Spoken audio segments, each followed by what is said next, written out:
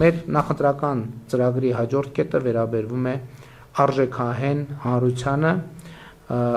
եւ խոսույթ հետեւյալն է տեխնոլոգիական զարգացումներին զուգահեռ էական է հանրության մարդկային կապերի ամրապնդումը, որի առանցքային հարթակներից մեկը հոգեվոր կյանքն է, որն էական գործոն է նաեւ հավատացյալ հանրության երջանկությունն ապահովելու համար։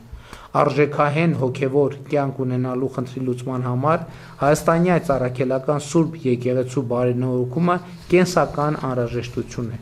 Վերջին տասնամյակներում Հայաստանի այս առաքելական Սուրբ եկեղեցու փաստացի ղեկավարության գործունեության հետևանքով հավատավոր հանրությունը մի մեծ մասով օտարվել է եւ շարունակում է օտարվել Հայաստանի այս առաքելական Սուրբ եկեղեցուց, ինչը այդ թվում հոգեվոր անվտանգության խնդիր է, քանի որ դա հնարավորություն է ստեղծել, որ արտաքին ուժերը փորձ անեն Հայաստանի այս առաքելական Սուրբ եկեղեցին դարձնել Հայաստանի Հանրապետության անկախության, ինքնիշխանության դեմ հիբրիդային պայքարի հենատկետ։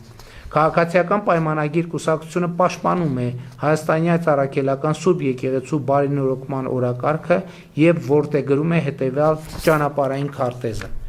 Ա. Հայաստանի այս առաքելական Սուրբ եկեղեցու փաստացի պետի հեռացում, հանգստի կոչում։ Բ. Սահմանված կարգով կաթողիկոսական տեղապահի ընտրություն։ Գ. Հայաստանի այս առաքելական Սուրբ եկեղեցու կանոնադրության ընդունում։ Կանոնադրությամբ պետք է սահմանվեն ամրագրված սկզբունքների պահպանման, ֆինանսական թափանցիկության եւ հոգեվորականների բարեվարկության ապահովման կառուցակարգեր։ Դ. Սահմանված կարգով ամենայն հայոց կաթողիկոսի ընտրություն։ Քաղաքացիական պայմանագիր կուսակցության ձևավորած խորհրդանական մեծամասնությունը եւ կառավարությունը ձեռնմուխ կլինեն հոգեվոր ծառայողներին սոցիալական երաշխիքների պետական համակարգում ներառելուն։ Միևնույն ժամանակ քաղաքացիական պայմանագիր կուսակցությունը հարգում է բոլոր քաղաքացիների դավանանքի եւ կրոնական համոզմունքների ազատությունը ու վերահաստատում, որ Հայաստանի Հանրապետությունն աշխարհիկ պետություն է, որտեղ սահմանադրության համաձայն կրոնական կազմակերպությունները անջատ են պետությունից։ Հայաստանի այս առաքելական Սուրբ եկեղեցու բարենորոգման օրակարգը ծառայում է եկեղեցին քաղաքականությունից դուրս բերելու միջոցով Հայաստանի Հանրապետության սահմանադրական կարգի լիարժեք վերականգնմանը։ Ես ուզում եմ մեկնաբանել նաև այս խոսույթը, որի մասին մենք նախորդող շրջանում շատ ենք խոսել, ընդհանրապես շատ խոսվում է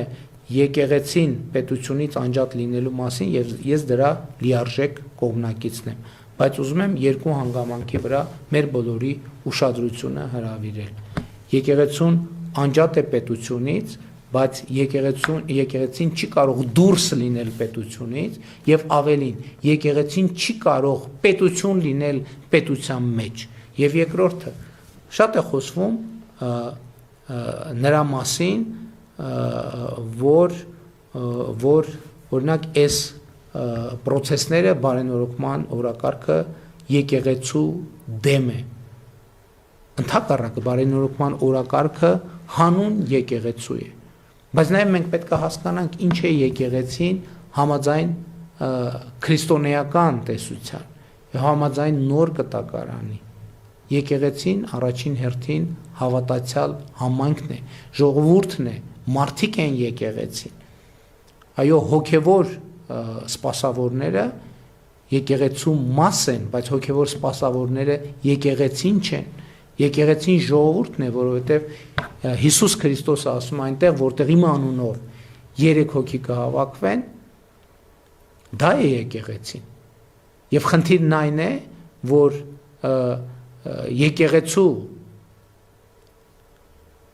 գործող գլխի գործունեության արդյունքում եկեղեցի ժողովուրդ կապը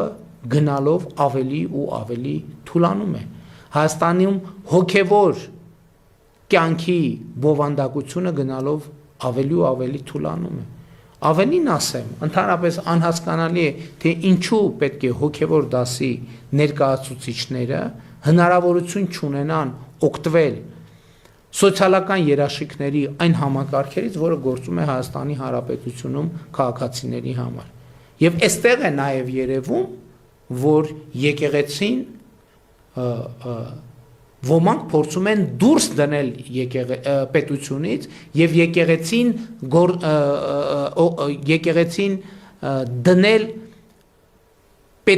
պետության ներսում տրամաբանության մեջ, ինչը բացարձակապես անընդունելի է։ Եվ ըստ էության վերջին համարյա մի տարվա ընթացքում, սիրելի քաղաքացիներ, այս թեման բոլոր հնարավոր դիտանկյուններից դիտարկվել է եւ հիմա հարց է թե ինչու է հարցը արծարծվում առաջիկա ընտրությունների համատեքստում եւ ինչու ենք մենք դիմում ժողովրդին։ Մենք դիմում ենք ժողովրդին, որովհետեւ այո, եկեղեցին առաջին հերթին ժողովուրդն է եւ ընտրություններն էլ մեծ հաշվով դատ են այն իմաստով, որ ժողովրդի վերջո պետք է եւ ժողովրդի ինչ այլոց նաեւ իրավակարգի եւ ընդհանրապես որպես լեգիտիմության հիմնական աղբյուր ժողովուրդը նաեւ դատավոր է եւ ժողովուրդը առաջիկա ընտրություններում պետք է նաեւ արդար դատ առնի։ Տեսեք, մենք խոսում ենք այդքան արդարության եւ արդարադատության մասին, բայց առաջին դատավորը, որը պարտավոր է եւ ենթադրում է, որ պետք է լինի արդար, հենց քաղաքացին է, ժողովուրդը, եւ ամեն ընտրություն իմիջայլոց նաեւ դատ է։ Եվ առաջիկա ընտրությունները նույնպես դատ են լինելու նախորդող ողջ շրջանի քաղաքական գործունեության վերաբերյալ եւ քաղաքական մեծամասնության եւ մյուս քաղաքական ուժերի եւ ընդհանրապես հայաստանյան օրակարգերի։ Իսկ նաեւ պետքա Հայաստանի Հանրապետության քաղաքացիները պատասխանեն այս հարցին։ Իսկ ինչքանով է իրենց համար ընդունելի, որ Կտրիչ Ներսիսյանը Հայաստանի Հանրապետությունում արդեն բավականին երկար ժամանակ եկեղեցին դարձրել է քաղաքական կուսակցություն։ Եկեղեցին ըստ էության պաշտոնապես ամբողջությամբ զբաղված է քաղաքական գործունեությամբ։ Հոգևոր քարոզները թողած զբաղված են քաղաքական քարոզներով եւ ընդ որում այդ թվում մարդիկ շատ հաճախ անցել են եւ անցնում են օրենքի գծերը սրանից բխող բոլոր հետևանքներով։ Հաջորդ խնդիրը կա, մենք այդքան խոսում ենք արժեքահենք հանրությունից եւ անդադ բողոքում ենք, որ մեր հանրությունը բավարար չափով արժեքահենք չէ։ Ինչպես է դա հնարավոր ունենալ արժեքահենք հանրություն, եթե մեր սրբոցը Մայրաթոր Սուրբ Էջմիածինը աղտոտված է արդեն ձեր ախտահարված է ձեզ բոլորիդ հայտնի հանգամանքներով։ Ինչպես է դա հնարավոր։ Ինչպես է հնարավոր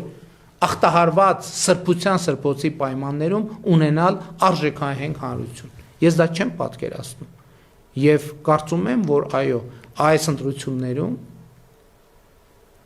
Հայաստանի Հանրապետության ժողովուրդը պետք է նաև այս դատը լուծի, այս հարցը լուծի։ Եվ իմիջայլոց շատ սիմվոլիկ եւ կարեւոր եմ համարում, ես մի քանի անգամ այդ մասին խոսել եմ եւ նաեւ կա այսպիսի մի արտահայտություն, որ ձայն բազմած ձայն Աստծու։ Այստեղ ժողովրդի միջոցով պետքա արտահայտվի Աստծո ձայնը համաձայն 25-րդ Սաղմոսի, որում ասվում է. Դա տարա ինձ Տեր, քանզի ամբասիր ընթացա, հույսս դրի Տիրոջ վրա, որ չլինեմ տկար։ Փորձիր ինձ Տեր եւ քննիր ինձ, փորձիր երիկամներս եւ սիրտս։ Ողորմությունը Տեր աչքիս առջև է եւ ճշմարտությունը հաճելի է ինձ։ Ունայնամիտների աթոռին ես չեմ նստի եւ անօրենների մոտ ես չեմ գնա։ Չարագործների ամբոխը ես ատեցի եւ ամբարիշների կողքին չեմ բազմի։ Այդ սրբությամբ կլվամ ձեռքերն իմ եւ սեղանից շուրջը կնստեմ։ Տեր, թող լսեմ քո օրհնության ձայնը եւ պատմեմ քո բոլոր հրաշալիքները։ Տեր, սիրեցի քո տան վայելչությունը եւ քո փառքի բնակության վայրը։ Մի կործանիր ինձ ամբարիշների հետ եւ ոչ էլ կյանքս արյունահեղների հետ, որոնց ձեռքերն անօրինության մեջ են եւ աչքը նրանց լի է կաշառքով։ Ես ամբասիր ընթացա։ Փրկիր ինձ Տեր եւ ողորմիր ինձ, ոտքն իմ ուղիղ ճանապարհների վրա թող լինի, մեծ հավաքներում քեզ պիտի օրհնեմ։ Եվ հետևաբար, այո, այս ընտրություններում ժողովրդի ձայնի միջոցով պետք է արտահայտվի նաև Աստծո ձայնը։ Իմիջայլոց ես ուզում եմ մի այսպիսի հանգամանք նշել, որը կապված է հայաստանյանց առաքելական Սուրբ եկեղեցու գործունեության հետ, համաշխարհային գործունեության հետ եւ նաեւ Սփյուռքի կառույցների գործունեության հետ եւ մի խնդրի մասին խոսել, իհարկե Սփյուռքի հետ կապված հետագա հատվածներում նորից կխոսեմ, կանրադառնամ, ընդհանրապես կա ընկալում եւ եղել է ընկալում, որ հայաստանյաց առաքելական Սուրբ եկեղեցին իր աշխարհասփյուռ թեմերով ներկայացնում է կամ այսպես ասած առաջ է մղում Հայաստանի եւ հայ ժողովրդի շահերը ամբողջ աշխարհում եւ այսպես խոսվում է նաեւ խոսվել է Սփյուռքի մի շարք կառույցների մասին եւ սա նորմալ տրամաբանություն է եւ այս տրամաբանությունը ես ընդունում եմ, բայց մենք ուշադիր պետք է լինենք, որ հանկարծ հակառակը չլինի եւ վախենամ, որ առնվազն մի շարք հայտնի դեպքերում ուղիղ հակառակն է, ոչ թե Հայաստանի Հանրապետության շահերն են առաջ մղվում այլ երկրներում, այլ երկրների շահերն են առաջ մղվում Հայաստանի Հանրապետությունում եւ ընդդեմ Հայաստանի Հանրապետության ինքնիշխանության, անկախության եւ պետականության։ Եվ սա մի նրբություն է, որի վրա մենք պետք է շատ ուշադիր լինենք, Այո, եկեղեցին անջատ է պետությունից, բայց եկեղեցին դուրս չէ պետությունից։ Եվ եկեղեցին բոլոր իմաստներով պետք է գործի պետության մեջ եւ հետեւաբար պետության սահմանած կանոններով։ Ընդ որում, այս մեր խոսույթի հակասահմանադրականության մասին պնդումները անհեթեթ են, որովհետև գործող սահմանադրության մեջ էլ գրված է, որ պետության եւ հայաստանյաց առաքելական եկեղեցու հարաբերությունները կարող են սահմանվել օրենքով։ Այո, օրենքով կարող է սահմանվել։ Իսկ ով է ասել, որ օրենքով չի կարող սահմանվել այդ թվում հոգևոր ծառայողների սոցիալական համակարգերին ներգրվելու եւ ներգրավելու համակարգը։ Սրա համար պետք է որ հոգևոր ծառայողները նույնպես իմիջիալոց Հայաստանի Հանրապետությունում գործում է համընդհանուր հայտարարագրման համակարգ եւ այս համակարգից չեն կարող դուրս լինել հոգևոր ծառայողները։ Մենք վաղուց ենք խոսել, որ հայաստանյաց առաքելական եկեղեցին որոշակի առևտրային գործունեության եւ Հայաստանի Հանրապետության օրենսդրությամբ սահմանված դեպքերում պետք է